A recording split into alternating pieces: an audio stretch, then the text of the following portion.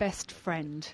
And do you feel upset by the fact that not only has he been murdered, but someone's chosen to dismember him and place parts of his body around the countryside? No comment. 10 months later, and confronted by overwhelming evidence, he was rather more forthcoming.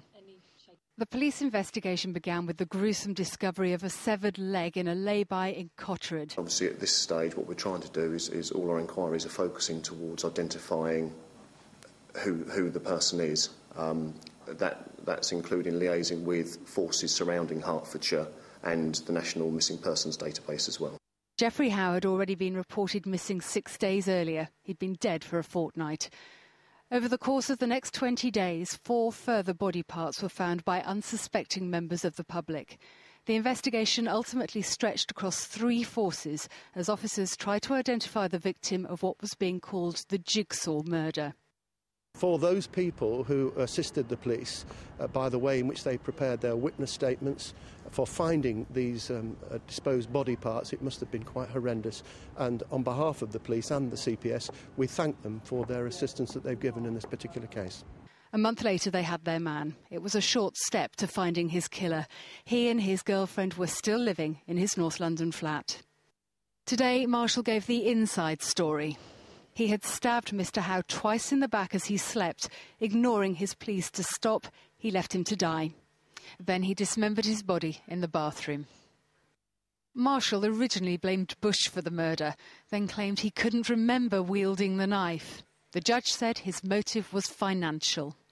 The couple took advantage of Geoffrey Howe in life and after death, even selling his car on eBay. Traces of his own blood were found in the boot. Today, Bush pleaded guilty to perverting the course of justice, lying to police. How did he appear on that day? He seemed really lost. And going with Marshall to dump the head. But she claimed to be terrorised by him. There'd been evidence of his anatomical skill in dissection and claims he worked for gangsters known as the Adams family.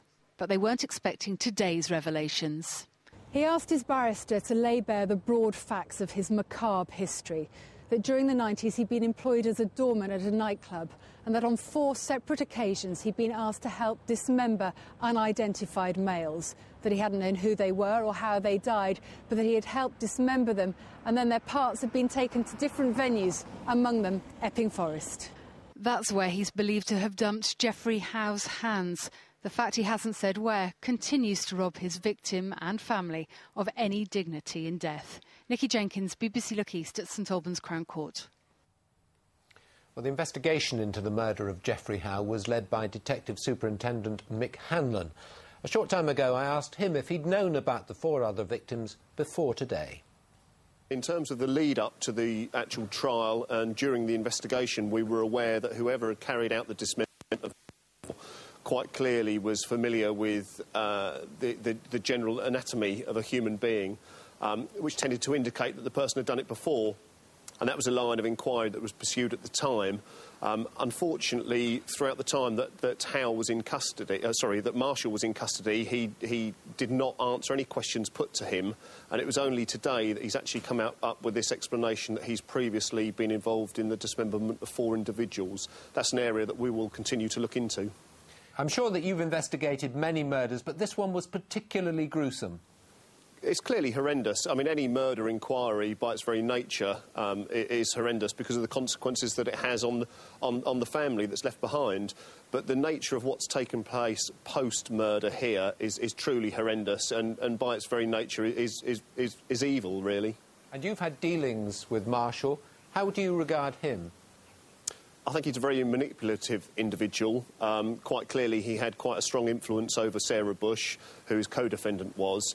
The individual that's the victim here, Geoff Howe, we mustn't lose sight of, was a good friend of Mr Marshall's.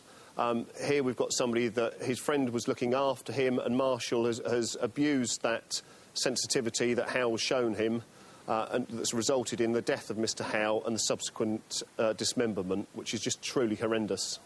You're on record as calling him evil. Yes, I think that evil's not too strong a word. The very nature of what he's done post-death is evil. I don't think there's any other word to describe it. Quite clearly, I've had close liaison with Mr Howe's family. They've got difficulty enough coming to terms with the death of Jeff, let alone the consequences that took place after Jeff's death. Truly horrendous. Mr Hanlon, thank you very much indeed. Peterborough United are looking for another manager tonight after Mark Cooper was sacked just 78 days after he took charge. Posh, who are bottom of the Championship, took the action despite words of support from the directors last week. They haven't covered themselves in glory on or off the pitch this season. First, there was the handling of Darren Ferguson's departure. Darren Ferguson's worked miracles here. He's gone. What we're looking for is what's going to happen to Peterborough United. Quick to forget the achievements of a man who'd led Posh to back-to-back promotions, and now the exit of his replacement, Mark Cooper, who lasted just 13 games in the job, 8 of which were defeats, including Saturday's loss at Crystal Palace. Can't question the players' effort again. Commitment, fantastic. They work their socks off. But when we have our chances, we don't take them. And when we come under any kind of pressure, we concede. So it's not a recipe for success at the moment. Only last week, Chairman Darren McAntony issued a statement, among other things claiming that no one had given Cooper a chance since he was appointed and that he wasn't ready to throw the towel in. Something changed. Today's club statement suggests his departure was by mutual consent, but Cooper says he's deeply shocked and saddened that his contract has been terminated. Today at London Road, the directors wouldn't talk, but Captain George Boyd did. Shocked, very surprised, obviously. Only just signed a 3.5-year deal, isn't he? So to come that early, it is a surprise. Cooper's non-league track record with previous club Kettering was impressive, but it's clear he inherited a Posh squad unsettled by Ferguson's departure. Fans hope the man who replaces the man who replaced Fergie will last longer than 3 months. Jonathan Park, BBC Look East. And stay with us for more football coverage later in the programme. As far as the weather's concerned, January went out the way it came in, with a deep chill and icy conditions on the roads. This weekend, there were hundreds of accidents, mostly minor shunts and collisions. Some major roads, though, including the A1M, were closed for a time because of the treacherous conditions. The morning after the weekend before, after our shunts and scrapes, car repair centres are left to deal with the icy hangover. For this one near Peterborough, business is up. We're probably 30% up across the group in East Anglia, and we are seeing an increased number of claims due to the hazardous road conditions. A few thousand feet above the winter landscape would have been the best way to avoid the bumps and bruises on the roads, but we can't say we weren't warned. The roads will be icy, there'll be snow on the top, temperatures down to -3, all looks like a slippery, wintry night to me. As the chill set in, this was the A11, closed after a spate of accidents. And on Saturday, this icy section of the A1M in Hertfordshire was shut after 9 crashes. And on one road in Ramsey in Cambridgeshire, several cars ended up in the same ditch after sliding on the ice. In one particular location, we had 9 vehicles leave the road. So again, that was quite intensive with regards to resources going there and dealing with that collision. Over the weekend, police recorded more than 920 collisions, most in Essex and Suffolk. Bedfordshire escaped relatively lightly. Of course, it wasn't as bad as the big freeze 3 weeks ago, but enough to keep the insurance companies busy. Thankfully, most people weren't too badly hurt.